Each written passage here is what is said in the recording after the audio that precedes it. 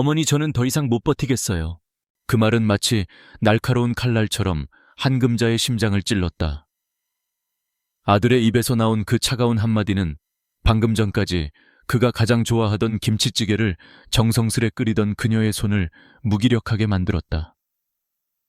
연기가 피어오르는 찌개 냄비 위로 그녀의 희미한 미소가 천천히 굳어갔다. 아들 이지훈, 그녀가 평생을 바쳐 키운 단 하나뿐인 아들이었다.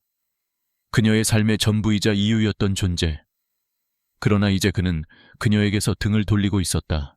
한금자는 자신의 좁은 방으로 돌아왔다. 그녀의 방은 거실과 분리된 작은 공간이었지만 그마저도 온전한 그녀의 것이 아니었다. 아들의 부부가 어머니를 위해 마련해준 곳이었다. 사실은 그들의 생활 공간에 방해가 되지 않도록 격리된 곳에 가까웠다. 창밖으로 서울의 화려한 불빛들이 반짝였다. 그녀가 처음 서울에 왔을 때 그 불빛들은 희망의 상징이었다. 남편이 일찍 세상을 떠나고 어린 아들 지훈의 손을 잡고 무작정 상경했을 때 그녀는 저 불빛처럼 밝은 미래를 꿈꿨다. 모든 것이 아들을 위한 것이었다. 허름한 식당에서 허리가 휘도록 일하고 남들이 자는 새벽에도 시장에 나가 재료를 다듬으며 악착같이 돈을 모았다. 아들의 학비를 마련하고 남들이 부러워하는 번듯한 회사에 취직시키는 것이 그녀의 유일한 목표였다. 그리고 그 목표는 이루어졌다. 아들은 성공했고 아름다운 아내 김민서와 결혼했으며 서울의 좋은 아파트에 살게 되었다. 아들 부부는 그녀를 시골에서 서울로 모셔왔다. 그들은 어머니를 편하게 모시기 위해 라고 말했다. 그러나 한금자의 삶은 그들이 말한 편안함과는 거리가 멀었다. 그녀는 그저 그들의 생활을 돕는 존재였다. 새벽 일찍 일어나 그들의 아침 식사를 준비하고 집안 곳곳을 청소하며 그들이 퇴근하기 전에는 저녁 식탁을 차려놓았다. 아들 부부는 가끔씩 어머니 고생이 많으세요 라고 말했지만 그들의 눈빛에는 감사보다는 의무감이 서려 있었다. 특히 며느리 민서는 그녀의 모든 행동을 감시했다. 그녀가 쓰는 비누 하나, 물 한 방울까지도 그녀의 계산에 들어갔다. 어머님, 요즘 물가가 너무 올라서요. 저희가 맞벌이라 힘든데 조금만 절약해 주시면 안 될까요? 처음에는 그 말이 그녀의 마음을 아프게 했지만 이제는 익숙해졌다. 그녀는 묵묵히 고개를 끄덕일 뿐이었다. 그녀의 존재는 이 집에서 점점 투명해지는 것 같았다. 며느리가 친구들을 초대해 떠들썩하게 파티를 벌일 때 그녀는 조용히 방에 들어가 문을 닫았다. 그 소란스러움 속에서 그녀는 더 큰 고독을 느꼈다. 오늘도 마찬가지였다. 지우는 회사에서 힘든 일이 있었다며 잔뜩 예민해져 돌아왔다. 민서는 그런 지훈의 기분을 맞춰주려 애썼고 그녀는 그들의 눈치를 살피며 조용히 식탁을 준비했다. 지우는 그녀가 끓여준 김치찌개를 한 숟가락 뜨는가 싶더니 이내 숟가락을 놓으며 한숨을 내쉬었다. 어머니, 이제 그만하세요. 그 말은 단순히 찌개를 그만 끓이라는 말이 아니었다. 이 모든 역할을, 이 모든 관계를 이제는 끝내고 싶다는 절규처럼 들렸다. 그녀의 심장은 쿵 하고 바닥으로 떨어졌다. 그녀의 방 안 오래된 서랍장 위에는 빛바랜 사진 한 장이 놓여 있었다. 앳된 얼굴의 그녀와 남편, 그리고 해맑게 웃고 있는 어린 지훈의 모습이 담긴 사진이었다. 그녀는 손을 들어 그 사진을 조심스럽게 만져보았다. 사진 속에 행복했던 기억들은 이제 멀리 떨어진 섬처럼 느껴졌다. 그녀는 더 이상 그 시절에 젊고 당당했던 한금자가 아니었다. 이제 그녀는 그저 아들의 집에 얹혀 사는 늙고 쓸모없는 존재일 뿐이었다. 며칠 전 며느리가 그녀의 방을 정리하며 무심코 내뱉은 말이 떠올랐다. 어머님, 이런 짐들은 이제 좀 버리세요. 저희 집이 창고도 아니고. 그 말이 며느리의 진심이었음을, 그리고 그것이 아들의 생각과 다르지 않음을 그녀는 오늘에야 비로소 깨달았다. 바깥에서는 지훈과 민서가 그녀의 이야기를 나누는 소리가 희미하게 들려왔다. 어머니, 더 이상 이렇게 지내시게 할 수는 없어. 지훈의 목소리가 들렸다. 자기야, 내가 그래서 알아봤잖아. 시설 좋고 깨끗한 실버타운이 있어. 어머니도 거기서 친구분들 사귀고 편하게 지내시는 게 낫지. 민서의 목소리는 다정했지만 그녀의 마음은 그들의 대화 속에서 갈기갈기 찢겨나갔다. 실버타운. 그 단어는 그녀에게 버려짐과 같은 의미였다. 그녀는 평생을 자식을 위해 살았다. 자신의 모든 것을 포기하고 오직 아들 하나만을 바라보며 살아왔는데 돌아온 것은 이제 그만하라는 차가운 통보와 실버타운이라는 이름의 이별이었다. 그녀는 눈을 감았다. 따뜻했던 김치찌개의 냄새는 이미 사라지고 차가운 공기만이 그녀의 텅 빈 마음을 감쌌다. 한금자의 방 한구석에는 그녀의 낡은 캐리어가 놓여 있었다. 10여 년 전 지훈이 결혼하며 서울의 아파트로 그녀를 모셔올 때 가져왔던 희미한 흙냄새가 배어있는 낡은 캐리어였다. 그날 그녀는 설렘과 기대감으로 가득 차 있었다. 평생을 홀로 키운 아들이 이제 번듯한 가정을 꾸리고 그 곁에서 그녀가 행복한 노년을 보낼 수 있을 거라는 희망이었다. 그러나 그 희망은 서서히 빛을 잃었고 오늘 밤 그 낡은 캐리어는 다시 그녀의 손에 쥐어졌다. 이번에는 희망이 아닌 차가운 현실의 무게를 담기 위해서였다. 그녀는 묵묵히 옷가지들을 캐리어에 담기 시작했다. 고작 몇 벌의 옷이었다. 그녀의 소지품은 많지 않았다. 평생을 다른 사람을 위해 살았기에 그녀에게는 그녀 자신의 것이 거의 없었다. 그녀의 손이 닿는 곳마다 아들 내외의 흔적이 남아 있었다. 며느리 민서가 어머님, 이런 건 이제 유행도 지났어요. 버리세요라며 핀잔을 주었던 낡은 스웨터 지훈이 어릴 적 입었던 옷을 뜯어 만든 행주, 그리고 남편이 살아생전 마지막으로 선물했던 달아빠진 손수건. 그녀는 그 손수건을 캐리어 가장 깊숙한 곳에 조심스레 넣었다. 그 속에는 그녀의 삶의 모든 것이 들어 있었다. 아들에 대한 헌신, 남편에 대한 그리움, 그리고 그녀가 잊고 살았던 그녀 자신의 조각들. 그녀는 울지 않았다. 눈물은 이미 수십 년 전 남편의 마지막 가는 길에 모두 말라버린 것 같았다. 그 후로 그녀는 울지 않는 법을 배웠다. 울고 있을 시간이 없었다. 어린 지훈을 굶기지 않으려면 그녀는 강해져야만 했다. 그녀의 어깨 위에 놓인 책임감의 무게는 그녀의 눈물을 꾹꾹 눌러 참게 만들었다. 그래서 지금 이 순간에도 그녀는 그저 묵묵히 움직일 뿐이었다. 감정 없는 기계처럼 자신의 짐을 꾸리고 있었다. 캐리어를 닫으려 할 때 그녀의 손에 낡은 앨범 하나가 잡혔다. 겉표지가 해지고 모서리가 닳아버린 그녀의 가장 소중한 보물이었다. 앨범 속에는 그녀의 젊은 시절이 고스란히 담겨 있었다. 신혼여행에서 찍은 남편과의 사진, 동네 골목에서 친구들과 해맑게 웃고 있는 모습, 그리고 지훈이 태어났을 때 찍은 가족 사진. 그녀는 앨범을 펼쳐 사진들을 한 장 한 장 넘겨보았다. 사진 속의 그녀는 지금과는 너무나도 달랐다. 웃음기 가득한 눈빛과 생기 넘치는 표정. 그 시절의 그녀에게는 꿈이 있었다.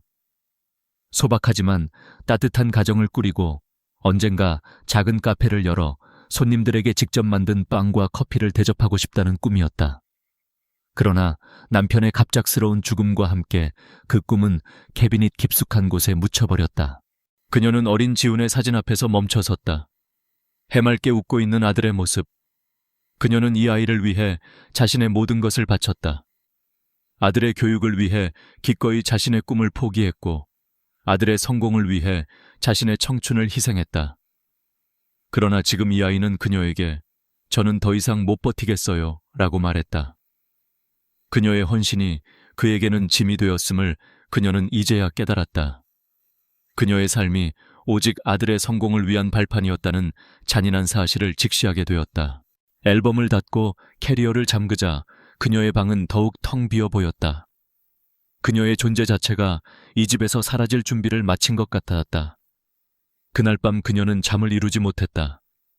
아들 내외의 침실에서는 조용한 대화 소리가 새어나왔다. 엄마 혹시 지금 울고 계실까? 지훈의 걱정스러운 목소리가 들렸다. 아니야 자기야. 어머니는 강하시잖아.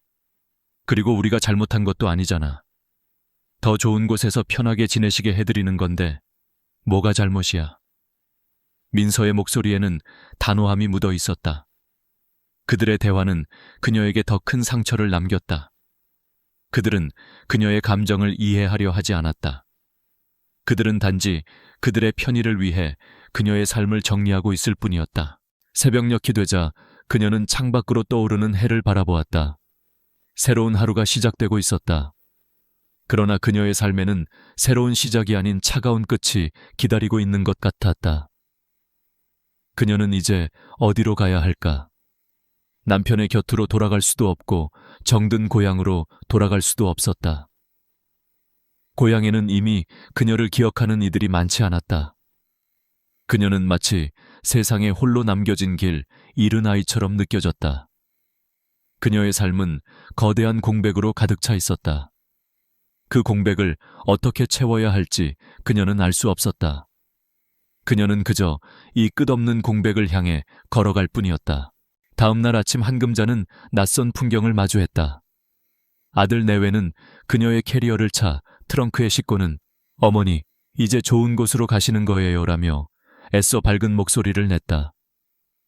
그녀는 묵묵히 뒷좌석에 앉아 창밖을 내다보았다. 서울의 거리는 여전히 활기찼다. 사람들은 바쁘게 움직이고 자동차들은 경쾌한 소리를 내며 도로를 달렸다. 그 속에서 그녀는 마치 모든 것과 단절된 섬처럼 느껴졌다. 아들이 차를 세운 곳은 웅장하고 현대적인 건물 앞이었다. 어머니, 여기가 바로 저희가 찾아낸 최고의 실버타운이에요. 시설도 좋고 선생님들도 다들 친절하셔서 어머니도 금방 적응하실 거예요. 며느리 민서가 환한 미소로 말했다. 그녀는 그 미소 속에서 자신을 향한 배려가 아닌 그들 자신을 위한 안도감을 읽어냈다. 그들에게 그녀는 더 이상 돌봐야 할 대상이 아닌 깔끔하게 정리되어야 할 문제였던 것이다. 실버타운 내부는 호텔처럼 화려하고 깨끗했다. 넓은 로비와 고급스러운 가구, 잘 가꿔진 정원이 눈에 들어왔다. 젊은 간호사들이 밝은 얼굴로 그녀를 맞이했다. 한금자 어르신 오신 것을 환영합니다. 그들의 친절함은 낯설고 어색했다. 그들의 호칭 속에는 그녀의 삶이, 그녀의 존재가 담겨 있지 않았다. 그들은 그저 이곳에 새로 들어온 어르신을 맞이할 뿐이었다. 아들 부부는 그녀의 방을 함께 둘러보며 연신 감탄사를 쏟아냈다. 어머니 보세요. 방도 얼마나 넓고 좋으세요. 개인 욕실도 있고 TV도 새 거잖아요. 저희 집보다 더 좋네요. 그들의 말은 그녀의 귀에 닿지 않았다. 그녀의 눈에 들어온 것은 텅 비어 있는 방의 모습이었다. 그녀가 평생을 함께했던 낡은 가구들, 그녀의 손때가 묻은 소품들은 어디에도 없었다. 그곳은 그녀의 공간이 아니라 그저 누군가를 위해 준비된 빈 공간일 뿐이었다. 아들 부부가 돌아가고 그녀는 혼자 남겨졌다. 창밖으로는 인공적으로 꾸며진 정원이 보였다. 그 정원에는 이름 모를 화려한 꽃들이 피어 있었지만 그녀의 마음속에는 시골집 마당에 피어있던 소박한 봉선화가 더 선명하게 떠올랐다. 그녀는 침대에 걸터앉아 멍하니 천장을 바라보았다. 그녀의 삶은 어디서부터 잘못된 것일까? 왜 그녀는 이토록 낯선 곳에 홀로 남겨지게 되었을까? 그녀는 수십 년간 잊고 지냈던 감정, 외로움을 다시 느끼기 시작했다. 며칠 동안 그녀는 방 밖으로 나가지 않았다. 식사 시간에도 조용히 방에서 혼자 밥을 먹었다. 다른 어르신들의 웃음소리, 수다소리가 복도를 가득 채웠지만 그 소리는 그녀에게 닿지 않았다. 그녀는 마치 세상과 유리된 존재가 된 것만 같았다. 그러던 어느 날 그녀의 방에 한 간호사가 찾아왔다. 어르신, 혹시 답답하지 않으세요? 같이 산책이라도 나가실까요? 그녀는 고개를 저었다. 간호사는 그녀의 방을 둘러보다가 낡은 앨범을 발견했다. 어머, 어르신, 사진이 참 많네요. 이거 어르신 젊으셨을 때 사진인가 봐요. 간호사의 말에 그녀는 앨범을 펼쳐보았다. 사진 속에 그녀는 웃고 있었다. 남편과 지훈과 함께. 그러나 지금 그녀의 얼굴에는 웃음기가 없었다. 이 어르신 가족분들 자주 찾아오시겠네요. 간호사의 말에 그녀는 아무 대답도 하지 않았다. 아들 내외는 그녀를 이곳에 데려다 준 이후 단 한 번도 연락이 없었다. 그들은 그녀를 이곳에 맡겨두고 자신들의 삶을 다시 시작한 것 같았다. 그 생각에 그녀의 마음은 또 한 번 무너져 내렸다. 그녀는 침대에서 일어나 창가로 다가갔다. 창밖으로는 다른 어르신들이 함께 모여 이야기를 나누고 있었다. 그들의 얼굴에는 웃음꽃이 피어 있었다. 그들은 이곳에서 새로운 인연을 만들고 새로운 삶을 시작하고 있는 것 같았다. 그러나 그녀는 그들 속에 섞여 들어갈 용기가 없었다. 그녀는 평생을 누군가를 위해 희생하며 살았기에 그녀 자신의 행복을 찾는 방법을 잊어버렸다. 그녀는 무의식 중에 낡은 캐리어를 다시 만져보았다. 텅 빈 캐리어 속에는 그녀의 낡은 손수건만이 덩그러니 놓여 있었다. 그 손수건은 그녀에게 남은 유일한 추억이자 그녀가 아직 완전히 잊지 못한 그녀 자신의 조각이었다. 그녀는 그 손수건을 쥐고 창밖을 바라보았다. 창문에 비친 그녀의 얼굴은 낯설었다. 주름지고 지쳐 보이는 얼굴. 그녀는 그 얼굴에서 그녀가 잊고 지냈던 한금자라는 이름을 다시 떠올리려 애썼다. 그러나 그 이름은 이미 너무나도 희미해져 있었다. 실버타운에서의 생활은 지루하고 무미건조했다. 한금자는 매일 정해진 시간에 식사를 하고 정해진 시간에 산책을 했다. 그러나 그녀의 마음은 여전히 텅 비어 있었다. 다른 어르신들은 함께 모여 화투를 치거나 TV 드라마를 보며 웃고 떠들었지만 그녀는 그들과 어울리지 못했다. 그녀는 그저 그들의 웃음소리를 배경 삼아 끝없이 이어지는 공허함 속을 걸을 뿐이었다. 그러던 어느 날 그녀는 산책을 하다가 실버타운을 벗어나 낯선 골목길로 접어들었다. 낯선 풍경 속에서 그녀의 발걸음은 왠지 모르게 가벼워졌다. 마치 잊고 지냈던 자유를 다시 찾은 것만 같았다. 그녀는 걷고 또 걸었다.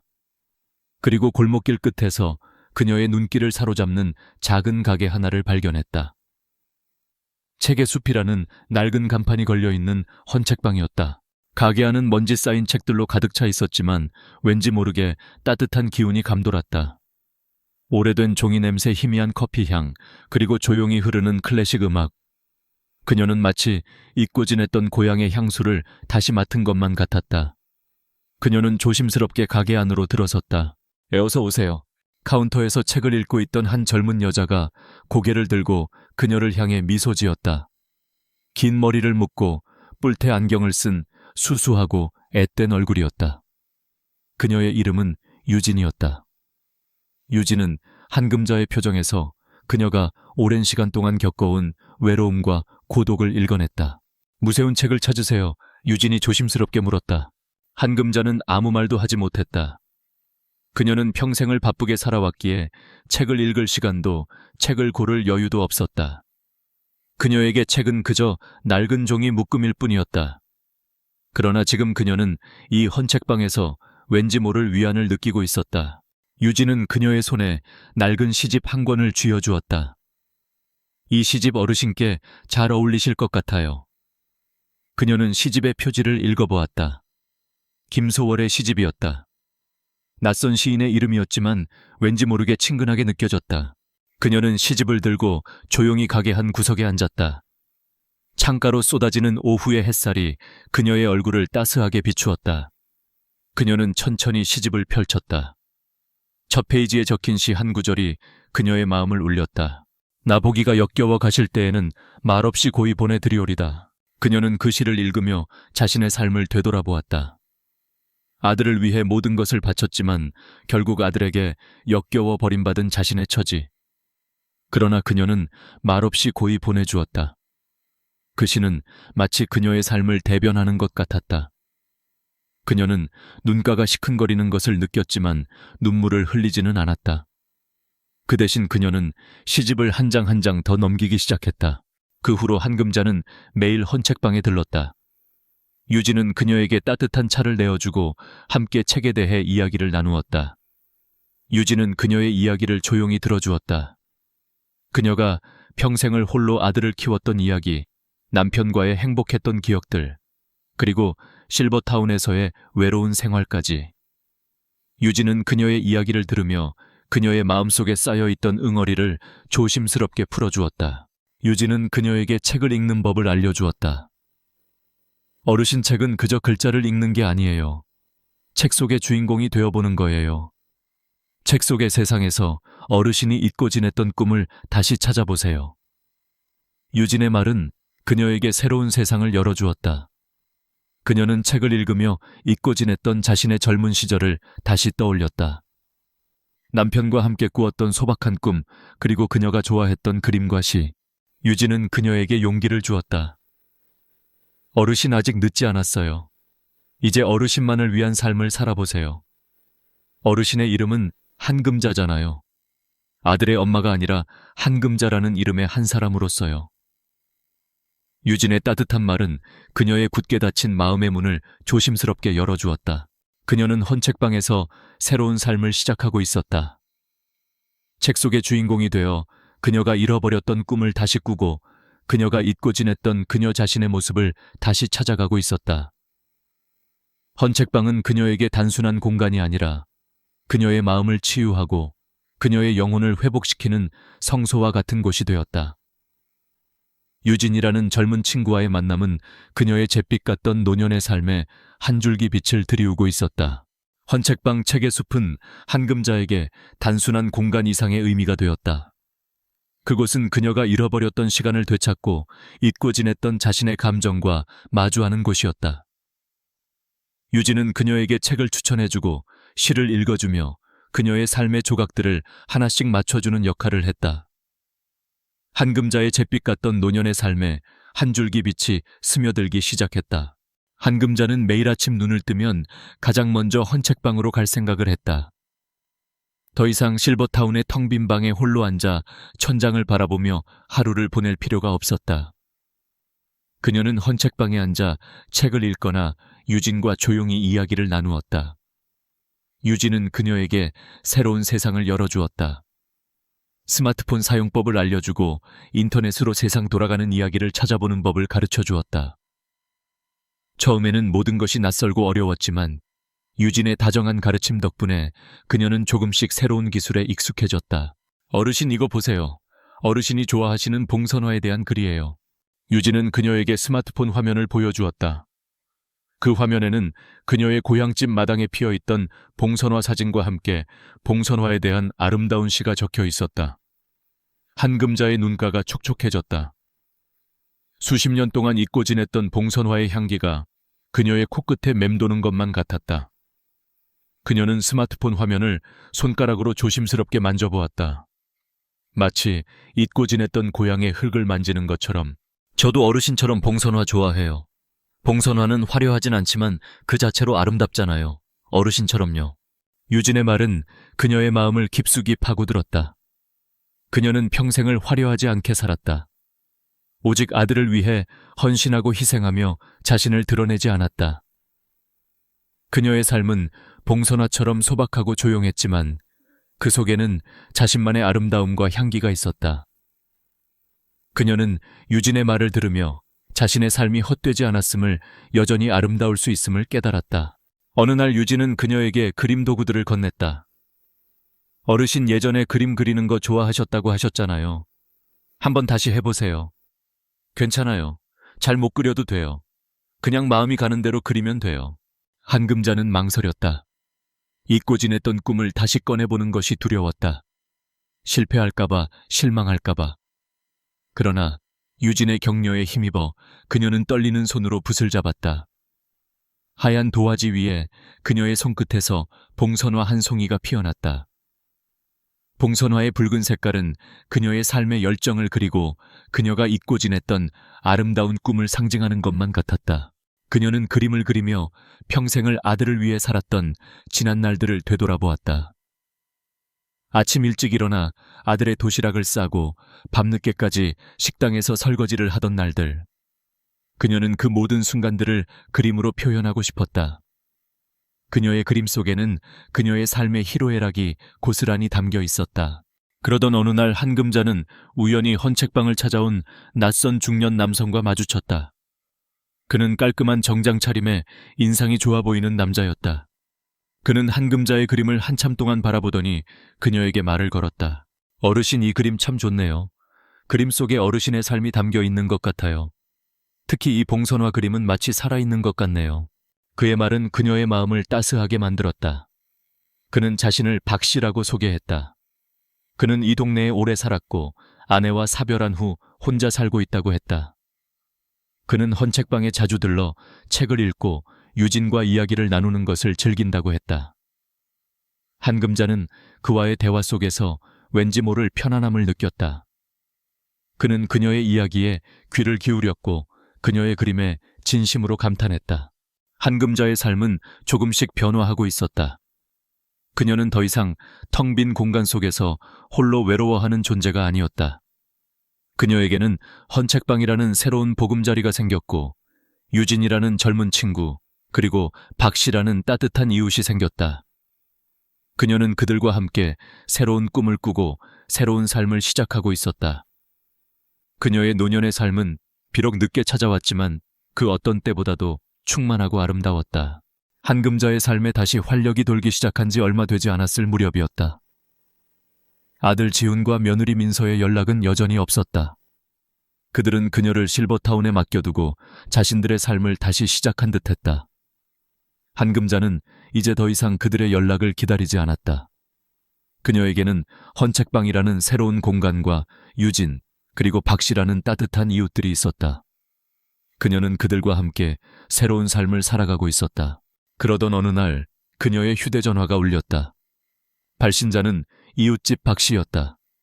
그러나 박 씨는 그녀가 알고 있는 그 박 씨가 아니었다. 목소리가 낯설었다. 한금자 어르신 되시죠? 저는 어르신 고향 동네에 사는 박상호라고 합니다.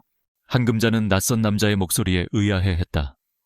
네, 그런데요. 무슨 일이세요? 어르신 혹시 지훈이가 시골에 있던 어르신 집을 팔았다는 사실 알고 계셨습니까? 그 말은 그녀의 심장을 쿵하고 내려앉게 만들었다. 네, 팔다니요. 무슨 말씀이세요? 그 집은 그녀와 남편의 추억이 고스란히 담겨있는 소중한 보금자리였다. 남편이 직접 지은 작은 집이었고 어린 지훈이 뛰어놀던 마당에는 그녀가 가장 좋아하던 봉선화가 가득 피어 있었다.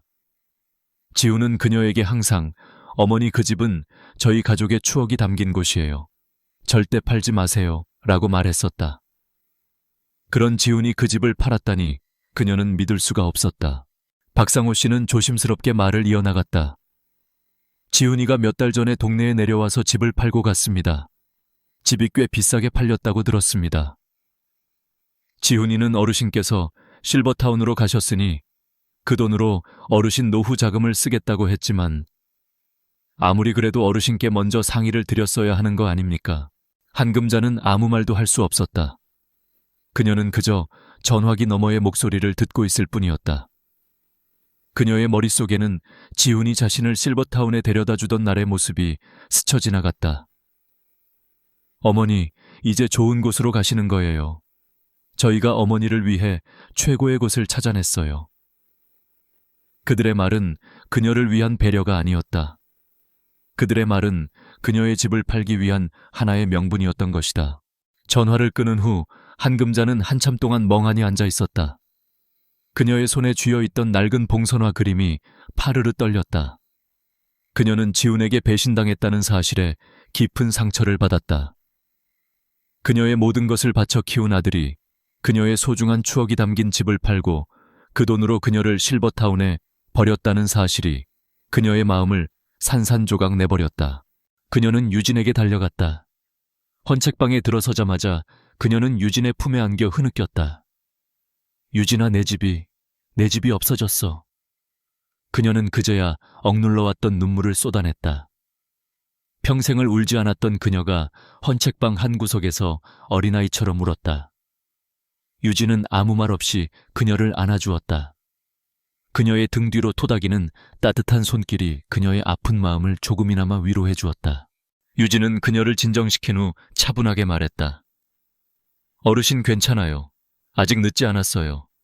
이제 어르신이 직접 나서서 해결해야 할 문제예요. 어르신의 집은 그 누구도 함부로 할 수 있는 게 아니잖아요. 유진의 말에 한금자는 다시금 정신을 차렸다.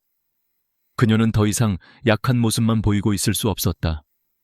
그녀는 평생을 아들을 위해 살았지만 이제는 그녀 자신을 위해 싸워야 할 때였다. 그녀는 떨리는 손으로 스마트폰을 켰다. 그녀가 직접 아들 지훈에게 전화를 걸었다. 지훈아, 너 내 집 팔았니? 전화기 너머로 지훈의 당황한 목소리가 들려왔다. 어머니 무슨 말씀이세요? 누가 그런 말을? 내 집이 아니라 내 집. 내가 평생을 너를 위해 모은 돈으로 산 내 집. 그녀의 목소리에는 분노와 슬픔이 뒤섞여 있었다. 지훈은 한참 동안 말을 잇지 못했다. 그리고 이내 굳은 목소리로 말했다. 어머니, 저희가 어머니를 위해 실버타운에 보내드렸잖아요. 그 돈으로 어머니 노후 자금으로 쓰려고 한 거예요. 저희가 잘못한 건 없어요. 오히려 어머니를 위해 최선을 다한 거죠. 지훈의 말은 그녀의 가슴에 다시 한번 칼날을 꽂았다. 최선이라는 이름으로 포장된 잔인한 이기심. 그녀는 이제 더 이상 아들의 거짓말을 믿지 않았다. 그녀는 단호하게 말했다. 지훈아, 나는 이제 너의 엄마가 아니라 한금자라는 한 사람으로 살고 싶어. 내 집을 팔아 마련한 돈 모두 돌려줘. 그 돈은 너희들이 아니라 내가 써야 할 돈이야. 그녀의 목소리는 떨렸지만 그 안에는 굳은 결심이 담겨 있었다. 그녀는 아들에게서 받은 상처를 딛고 일어서 그녀 자신의 삶을 되찾기 위한 첫걸음을 내딛고 있었다. 그녀는 더 이상 묵묵히 희생하는 어머니가 아니었다. 이제 그녀는 그녀 자신을 위해 싸우는 당당한 한금자였다. 한금자의 단호한 목소리는 전화기 너머의 아들 지훈과 며느리 민서를 당황하게 만들었다. 그들은 그녀가 이렇게 나올 것이라고는 상상도 하지 못했다. 그들은 그녀가 예전처럼 묵묵히 희생하고 순종할 것이라고 생각했다. 그러나 한금자는 더 이상 예전의 그녀가 아니었다. 헌책방에서 만난 새로운 친구들과 책을 통해 그녀는 그녀 자신의 삶의 가치를 깨닫고 있었다. 다음 날 한금자는 지훈과 민서에게 할 말이 있으니 만나자고 통보했다. 만남의 장소는 실버타운의 작은 카페였다. 그녀는 그들이 오기 전까지 따뜻한 허브티를 마시며 마음을 가라앉히고 있었다. 그녀는 더 이상 흔들리지 않았다. 그녀의 마음속에는 그녀의 삶을 되찾아야겠다는 굳은 결심만이 자리 잡고 있었다. 잠시 후 지훈과 민서가 카페 안으로 들어섰다. 그들은 억지로 웃는 얼굴을 하고 있었지만 그들의 눈빛에는 긴장과 불안이 역력했다. 어머니, 저희가 정말 최선을 다하려고 한 거예요. 어머니를 위해 가장 좋은 실버타운을 찾아보고 어머니께서 편하게 지내시라고. 저희가 정말 잘못한 건 없어요. 민서가 먼저 변명하듯 말했다. 한금자는 민서의 말을 끊고 조용하지만 단호한 목소리로 말했다. 잘못이 없다고. 내가 평생을 바쳐 키운 아들이 내 동의 없이 내 집을 팔고 그 돈으로 나를 이곳에 가두려고 했다. 그런데도 잘못이 없다고 말할 수 있니? 지훈은 고개를 푹 숙였다. 그는 어머니의 날카로운 질문에 아무 대답도 할 수 없었다. 어머니, 그게 아니라... 그는 변명할 말을 찾으려 애썼지만 그의 머릿속은 이미 엉망진창이었다. 그는 어머니의 분노가 아닌 어머니의 차분함에 더 큰 두려움을 느꼈다. 한금자는 그들의 얼굴을 번갈아가며 바라보았다. 그녀의 눈빛은 예전처럼 따뜻하지 않았다. 그 속에는 실망과 슬픔, 그리고 단호함만이 남아있었다. 너희가 말하는 최선은 너희 자신을 위한 이기심이었어. 너희는 내가 행복하게 살기를 바란 것이 아니라 너희의 삶에서 나를 깔끔하게 정리하고 싶었던 거야. 그녀의 말은 그들의 심장을 찔렀다. 그들은 감히 어머니의 얼굴을 똑바로 바라볼 수 없었다. 어머니, 죄송해요. 저희가 잘못했어요. 지훈이 떨리는 목소리로 사과했다. 민서도 고개를 끄덕이며 지훈의 말에 동조했다. 그러나 한금자는 그들의 사과가 진심이 아니라는 것을 알고 있었다. 그들의 사과 속에는 그녀를 다시 예전처럼 되돌리고 싶어 하는 욕심만이 담겨 있었다. 너희의 사과 받아줄게. 하지만 나는 이제 너희에게서 독립할 거야. 내가 평생을 너희에게 헌신했으니 이제는 나를 위해 살고 싶어. 한금자는 단호하게 말했다. 그녀는 더 이상 묵묵히 희생하는 어머니가 아니었다. 그녀는 당당하게 자신의 삶을 선택하는 한 사람으로서 그들 앞에 서 있었다. 어머니, 무슨 말씀이세요? 저희가 모실게요. 어머니, 다시 저희 집으로 오세요. 지훈이 당황하며 말했다. 그러나 한금자는 지훈의 말을 단호하게 거절했다. 필요 없어. 나는 이제 너희에게 짐이 되고 싶지 않아. 그리고 너희도 내게서 벗어나 자유롭게 살아. 단 내 집을 팔아 마련한 돈은 모두 돌려줘. 그 돈은 너희가 아니라 내가 써야 할 돈이야. 한금자의 말에 지훈과 민서는 아무 말도 할 수 없었다. 그들은 어머니가 이렇게까지 나올 것이라고는 상상도 하지 못했다. 그들은 어머니의 결심이 굳건함을 깨달았다. 그녀는 더 이상 그들의 통제 아래에 있는 존재가 아니었다. 그녀는 그녀 자신의 삶을 온전히 되찾고자 했다. 그녀는 카페에서 일어나 묵묵히 그들을 등지고 걸어갔다. 그녀의 뒷모습은 예전처럼 초라하지 않았다. 그 뒷모습에는 당당함과 단호함이 깃들어 있었다. 지훈과 민서는 그녀의 뒷모습을 바라보며 자신들이 얼마나 큰 잘못을 저질렀는지 깨달았다. 그들은 어머니의 사랑을 당연하게 여겼고 그녀의 헌신을 무시했으며 그녀의 존재를 그저 짐으로 여겼다. 이제야 그들은 어머니의 소중함을 깨달았지만 이미 때는 늦은 것 같았다. 한금자는 카페 밖으로 나와 헌책방으로 향했다. 그녀의 발걸음은 가벼웠다. 그녀는 더 이상 과거의 굴레에 갇혀있지 않았다. 그녀는 그녀 자신의 삶을 향해 힘차게 나아가고 있었다. 그녀의 마음속에는 두려움보다 희망이 더 크게 자리 잡고 있었다. 그녀는 이제 한금자라는 이름으로 그녀만의 이야기를 써내려가고 있었다. 지훈과 민서와의 만남 이후 한금자는 실버타운을 떠나기로 결심했다. 그녀는 더 이상 그곳에 머물 이유가 없었다. 그녀에게는 이제 그녀 자신의 삶을 온전히 시작해야 할 시간이었다. 그녀는 헌책방 책의 숲으로 달려가 유진에게 자신의 결심을 털어놓았다. 유진은 그녀의 용기에 진심으로 기뻐하며 그녀의 새로운 시작을 응원해 주었다. 지훈은 어머니의 결심에 당황했지만 그녀의 단호한 태도에 더 이상 반박할 수 없었다. 그는 며칠 후 그녀의 집을 팔아 마련했던 돈을 그녀의 계좌로 입금했다.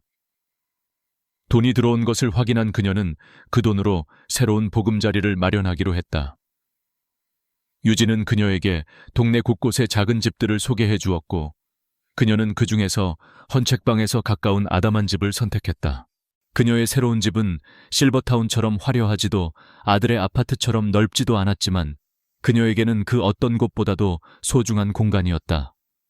그곳은 오직 그녀만을 위한 공간이었기 때문이었다. 그녀는 작은 마당에 봉선화 씨앗을 심고 창가에는 그녀가 좋아하는 작은 화분들을 놓았다. 그녀는 매일 아침 창가에 앉아 봉선화 씨앗이 싹을 틔우기를 기다렸다. 그녀는 새로운 삶을 시작했다. 그녀는 헌책방에서 그림을 그리고 시를 읽으며 유진과 박 씨와 함께 따뜻한 차를 마셨다. 그녀는 더 이상 외롭지 않았다. 그녀에게는 그녀의 삶을 이해하고 그녀의 감정을 공유하며 그녀의 행복을 진심으로 바라는 사람들이 있었다. 그녀는 그들과 함께 새로운 꿈을 꾸었다. 그녀가 젊은 시절 포기했던 작은 카페를 열어 사람들에게 직접 만든 빵과 커피를 대접하고 싶다는 꿈. 그녀는 매일 아침 일찍 일어나 빵을 굽고 커피를 내렸다. 그녀가 만든 빵에서는 그녀의 손맛과 따뜻한 전기 느껴졌다. 헌책방에 온 손님들은 그녀가 만든 빵을 맛보고는 연신 감탄사를 쏟아냈다. 어르신 빵이 정말 맛있네요. 어르신만의 카페를 여시면 좋겠어요. 사람들의 칭찬에 그녀는 환하게 웃었다. 그녀의 얼굴에는 주름이 가득했지만 그 주름 속에는 행복과 희망이 가득 차 있었다. 어느 날 그녀는 헌책방에서 그림을 그리다가 문득 그녀의 지난 삶을 되돌아보았다. 그녀는 평생을 아들을 위해 헌신하고 희생하며 살았다. 그녀의 삶은 오직 엄마라는 이름으로만 존재했다.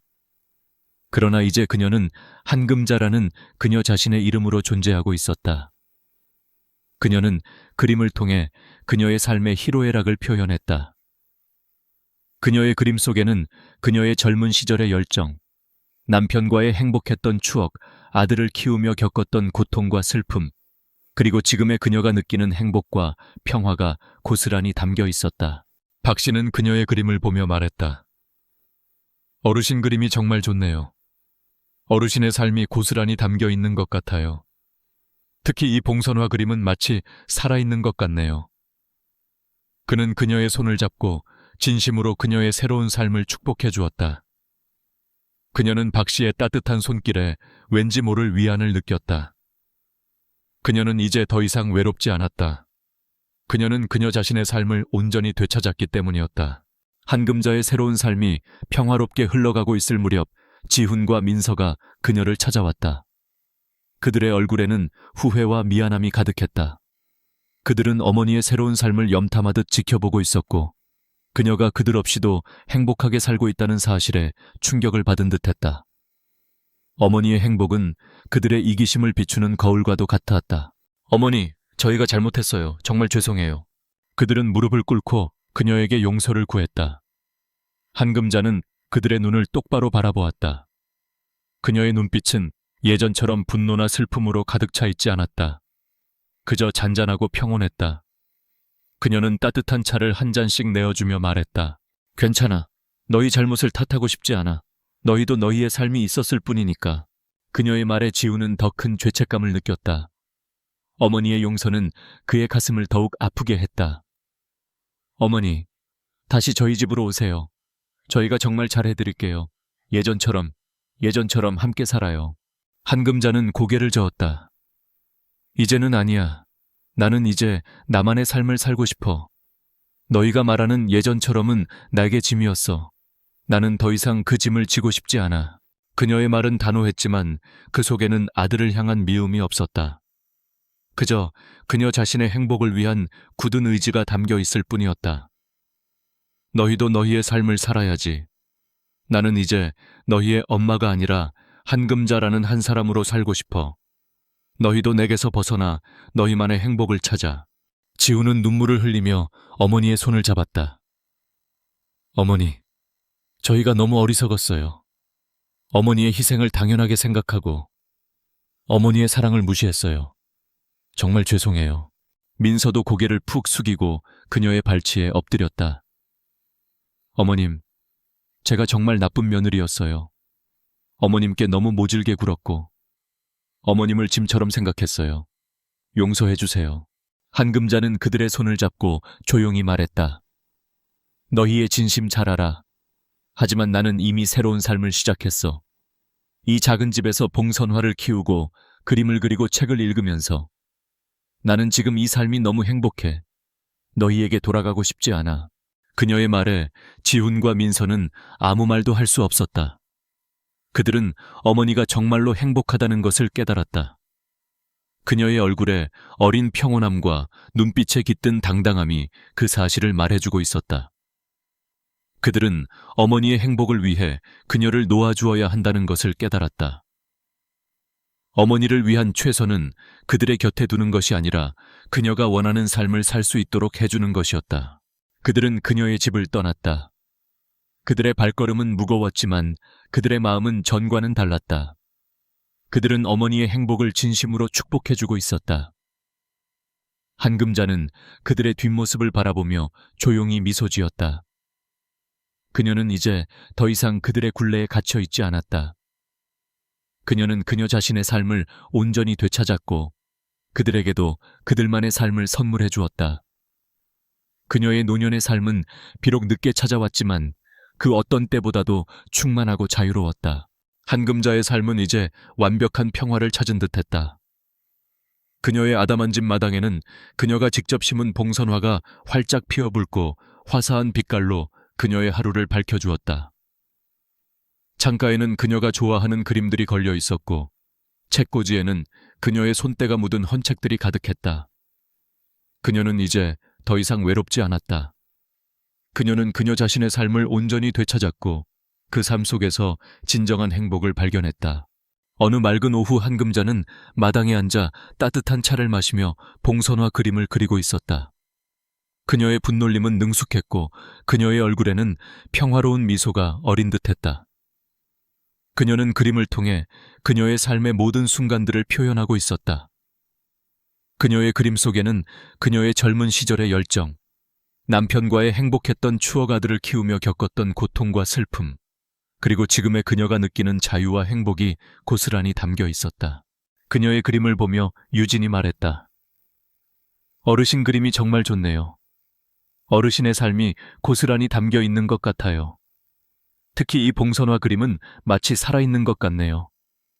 유진의 말에 그녀는 환하게 웃었다. 그녀의 웃음은 예전처럼 억지스럽거나 어색하지 않았다. 그 웃음 속에는 진정한 행복이 담겨 있었다. 그때 그녀의 휴대전화가 울렸다. 발신자는 이웃집 박 씨였다. 어르신 지금 시간 괜찮으세요? 제가 어르신께 드릴 말씀이 좀 있어서요. 그녀는 박 씨의 목소리에서 왠지 모를 설렘을 느꼈다. 박 씨는 그녀의 집 마당으로 들어섰다. 그의 손에는 작은 화분 하나가 들려 있었다. 어르신 이거 제가 키우던 작은 화분인데 어르신께 잘 어울릴 것 같아서 가져왔습니다. 한금자는 박 씨의 따뜻한 마음에 감동했다. 그녀는 박 씨와 함께 마당에 앉아 차를 마시며 이야기를 나누었다. 박 씨는 그녀의 이야기를 경청했고 그녀의 그림에 진심으로 감탄했다. 그는 그녀의 삶을 이해하고 그녀의 감정을 공유하며 그녀의 행복을 진심으로 바라는 사람이었다. 그녀는 박 씨와 함께 있는 시간이 편안하고 행복했다. 그녀는 박 씨와의 대화 속에서 그녀가 잊고 지냈던 또 다른 감정, 사랑을 다시 느끼기 시작했다. 그녀는 더 이상 혼자가 아니었다. 그녀에게는 그녀의 삶을 함께 나눌 수 있는 따뜻한 이웃들이 있었다. 저녁 무렵 그녀는 일기장에 그림을 그렸다. 봉선화가 활짝 핀 마당에서 따뜻한 차를 마시고 있는 그녀의 모습, 그리고 그 옆에는 그녀와 함께 앉아 있는 박 씨의 모습. 그녀는 그림 아래에 이렇게 적었다. 이름은 한금자, 그리고 나는 지금 이 순간을 살고 있다. 그녀는 이제 더 이상 아들의 엄마나 누군가의 아내가 아니었다. 그녀는 그녀 자신의 이름으로 그녀 자신의 삶을 살고 있었다. 그녀의 삶은 비록 늦게 시작되었지만 그 어떤 때보다도 충만하고 아름다웠다. 그녀는 창밖으로 지는 노을을 바라보며 따뜻한 미소를 지었다. 그녀의 노년의 삶은 끝이 아니라 새로운 시작이었다.